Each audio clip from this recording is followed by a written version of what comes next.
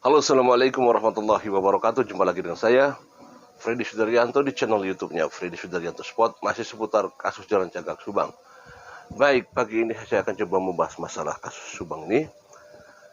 Saya akan coba sedikit ya, ini apa yang saya lakukan kemarin hari Senin. Saya datang ke Polda Jabar. Ya, tujuannya adalah ingin mencari informasi secara langsung mengenai hal-hal yang berkaitan dengan kasus Subang. Makanya waktu itu saya dari mulai pintu gerbang sampai itu saya menanyakan kantor Kabid Humas karena saya pengen ketemu langsung dengan Kabid Humas Kombes Pol Bapak Ibrahim Tompo. Nah, saya coba langsung masuk ke ruangan atau gedung Kabid Humas ya, bidang humas, dan setelah saya diterima oleh pihak depannya, ditunggu sebentar dan ternyata Bapak Kabid Humas Polda Jabar sedang berangkat ke Lembang. Lagi ada acara di Lembang. Sebenarnya waktunya tidak jauh pada saat saya datang. Beliau ini baru berangkat pagi itu ke Lembang dengan beberapa daripada pejabat-pejabat di Polda Jabar. Jadi tidak sempat berbicara atau mewawancarai Bapak Kabid Humas. Tapi memang ternyata tidak gampang untuk bisa melakukan itu. Ya, ada prosedur-prosedurnya yang harus di. Tapi karena saya berangkat dari masyarakat, jadi saya memang berangkatnya dari masyarakat yang memang pengen mengetahui apa dan gimana kabar terbaru daripada kasus Subang. Tetapi tidak putus harapan di sana. Akhirnya saya dipertemukan juga dengan Penmas. Kebetulan pada saat saya ke ruangan Penmas diantar oleh petugas dari bidang humas. Pada saat itu di Penmasnya juga sama. Ternyata ikut juga ke Lembang. Jadi kemudian saya nanyakan bagaimana saya untuk mencari informasi ini. Ya paling katanya ditunggu aja Pak. Jadi nanti diinformasikan dan kalau bisa Bapak ada perjanjian dulu untuk bisa ketemu seperti itu. Akhirnya kemarin saya tidak sempat mendapatkan informasi secara langsung baik itu dari Kabid Humas Polda Jabar ataupun dari Penmas penerangan masyarakat. Jadi saya tidak mendapatkan info. Tetapi ya sambil saya menunggu, saya bincang-bincang dengan ya di sekitaran sana saya ngobrol-ngobrol. Kemudian saya juga coba untuk mencari informasi dari orang-orang yang seputaran di sana ya, keluarga besar Polri Jawa Barat ya, Polda Jabar mengenai kasus Subang. Ada yang mereka memang mengikuti secara langsung masalah kasus Subang, ada juga sebagian yang tidak tahu karena memang kasus kasus pidana itu banyak sekali yang di yang ditangani kan oleh Polda Jabar. Jadi tapi sebagian besar kalau saya tanya di sana, baik saya diam di kantin atau lagi kumpul di sana, mereka sebagian tahu gitu. Nah, kemudian jawabannya memang beraneka ragam ya, jawaban daripada mereka itu. Daripada ya maksudnya kita ngobrol-ngobrol di sana gitu. Ada yang bilang bahwa katanya ini adalah pelakunya tidak terlalu jauh. Ada yang bilang katanya ini pelakunya bukan hanya satu orang ya. Ada yang bilang bahwa ini katanya ada orang yang coba untuk eh, menghambat. Jadi banyak argumen-argumen yang disampaikan dan berbeda-beda ya. Dan ini berarti memang kasus Subang ini masih ada pemerhatinya. Masih ada pemerhati gitu. Dan ada juga yang menjawab malas. Wah, mual kabuka Pak, pakai bahasa Sunda ya. Mual kabuka eta mah Pak. Ada juga yang pesimis mengatakan demikian. Maksudnya tidak akan kebuka Pak katanya gitu.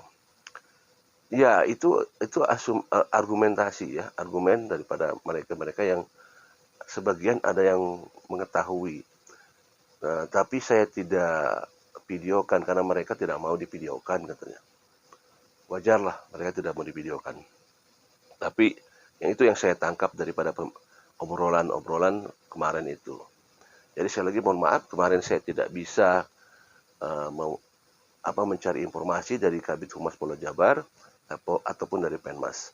Mungkin suatu waktu nanti saya akan coba lagi ke sana, karena memang perjalanan dari rumah saya ke Polda Jabar cukup jauh ya, dari Padalarang ke ujung Bandung Timur, yaitu hampir ke Cibiru. Perjalanannya lumayan jauh ya. Dan intinya bahwa sebenarnya mencari informasi ini alangkah baiknya jika misalkan dilakukan oleh pihak keluarga terdekat.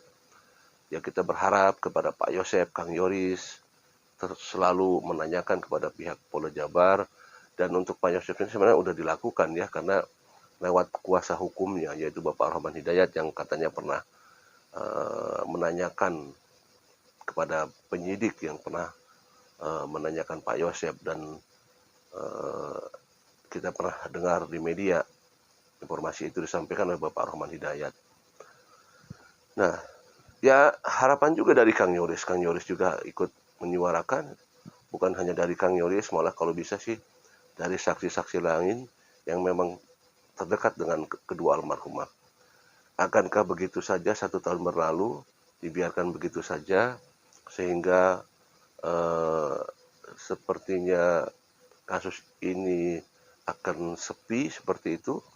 Ya, kita berharap cuma dari pihak keluarga untuk terus mendorong hal ini. Dan juga kepada rekan-rekan YouTuber, ya jangan juga sampai tenggelam begitu saja, ikut terus suarakan, karena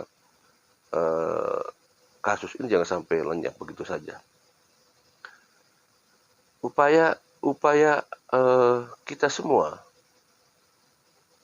seperti yang dilakukan oleh YouTuber Mbak Suci yang katanya mau memasang banner baru lagi setelah yang kemarin raib katanya, kita tunggu saja ya pemasangan banner baru biar itu terus disuarakan. Kemudian juga sudah ada perizinan katanya dari Pak Yosep juga akan kumpul dulu katanya seperti itu.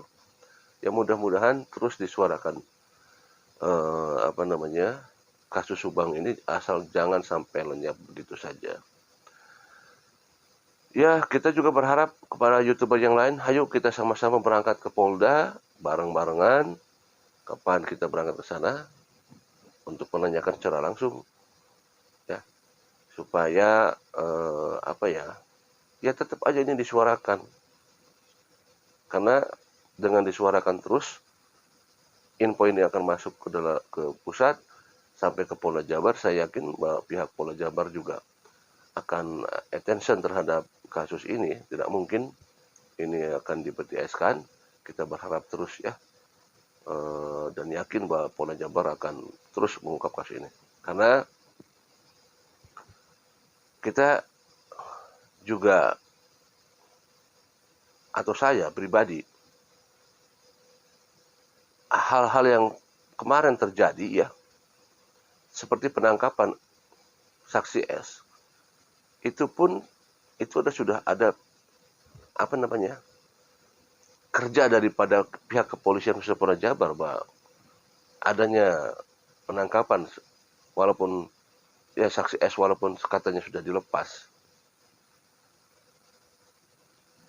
Kita juga tidak tahu apa yang sebenarnya, apakah memang sudah dilepas atau belum saksi S itu, ya. Karena memang informasi yang disampaikan sih memang katanya sudah dilepas. Tetapi apakah benar sudah dilepas saksi S ini atau masih dalam tahap interogasi yang terus? Nah, ini juga ya kita sebenarnya ini yang salah satunya yang akan saya tanyakan itulah, apakah benar saksi S ini sudah dilepas? Dan memang tidak disorot di media kan? Nah, gitu maksud saya. Jadi pada saat di Polda Jabar ini tidak ada media yang menyoroti itu semua. Apakah saksi S sudah dilepas atau belum? Seperti itu. Ya kita tunggu saja beritanya, kelanjutannya seperti apa. Mudah-mudahan juga ada info yang terbaru dan terbaik dalam waktu ke depan nanti. Kita berharap semua itu semua. Karena memang ada hal-hal memang yang apa ya, kalau saya bilang suatu hal yang berbeda lah pokoknya ya. Kesini-kesini ada suatu hal yang berbeda. Demikian, Assalamualaikum warahmatullahi wabarakatuh.